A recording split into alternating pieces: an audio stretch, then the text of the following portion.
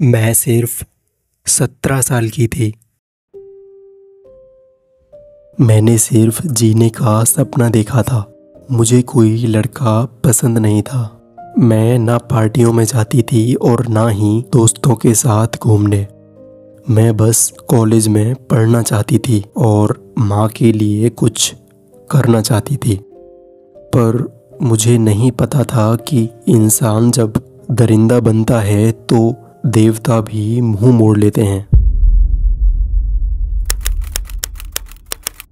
Tokyo 1988। हर दिन school जाना, वापस आना, माँ को खाना बनाने में मदद करना और चुपचाप पढ़ना, यही मेरी ज़िंदगी थी। एक दिन मैं स्कूल से लौट रही थी। एक लड़का, हिरोशी मियानो, मुझे रास्ते में मिला। वो स्कूल में थोड़ा बदनाम था, पर मैंने कभी उससे दुश्मनी नहीं की। उसने मुझे एक तरफ बुलाया और कहा कि वो मुझे कुछ दिखाना चाहता है।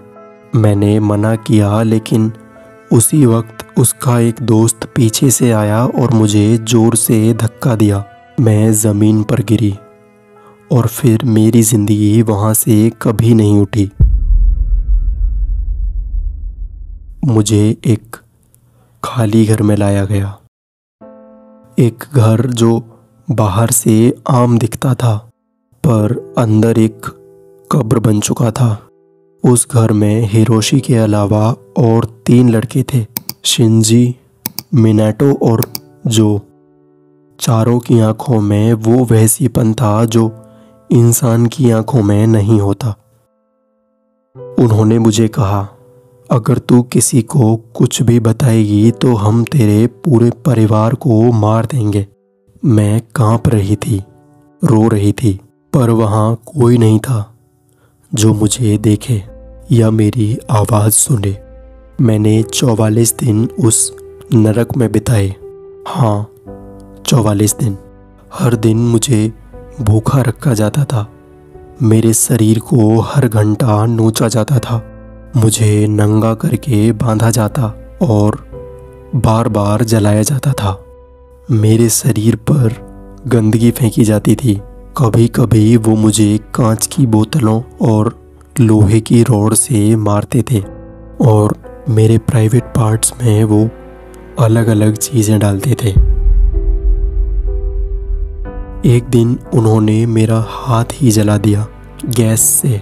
मैंने अपनी उंगलियां देखी, वो अब पहचानने लायक नहीं थी। मैंने कई बार भागने की कोशिश की, पर हर बार मुझे पकड़ लिया गया। हर बार टॉर्चर और ज़्यादा बढ़ा। अगर तू मरी तो हम तेरे साथ नेक्रोफिलिया करेंगे, उन्होंने मुझसे ऐसा कहा। मैंने उस दिन पहली बार मौत को दुआ दी थी, पर मौत भी मुझसे डर गई थी। मेरे पैरों की हड्डियां टूट गई थीं। मैं अब चल नहीं सकती थी। मेरा चेहरा इतना सूज गया था कि मैं खुद को पहचान नहीं पा रही थी। फिर एक दिन जब मेरी बॉडी ने जवाब देना शुरू किया, जब मैं हिल भी नहीं पा रही थी, तो उन्होंने मुझे उठाया और मेरे सिर पर बार बार लोहे की रॉड से मारा। मैं मर चुकी थी। उन्होंने मेरी लाश को एक ड्रम में बंद किया और सीमेंट से भर दिया और उसे एक खाली ज़मीन पर फेंक दिया। मेरे माँ बाप 44 दिन तक मेरा इंतज़ार करते रहे। उन्होंने हर दरवाजे की घंटी बजाई, शायद अब जुनको लौटी हो। पर अब मेरी बॉडी मिली। वो सिर्फ एक गुमनाम ड्रम था जिसमें एक बेटी की चीखें अब भी गूंज रही थीं। उन चारों लड़कों को पकड़ लिया गया, मगर जापान की अदालत ने कहा वो नाबालिग हैं। उन्हें छोटी सज़ा दी गई।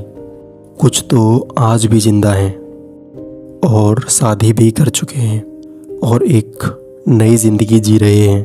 और मैं अब सिर्फ एक फाइल हूँ, एक केस नंबर और एक भूल चुकी बेटी जिसकी माँ हर रात उसकी तस्वीर को चूमती है और कहती है, मुझे माफ़ कर देना बेटा, मैं तुझे बचा नहीं सकी।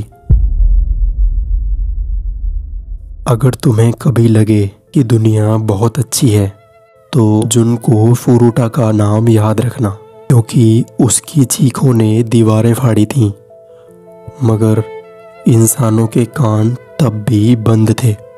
ये कहानी सिर्फ एक केस नहीं है, ये दुनिया की सबसे भयानक सच्चाई है। जहाँ इंसान दरिंदा बन जाए तो भगवान भी चुप हो जाता है।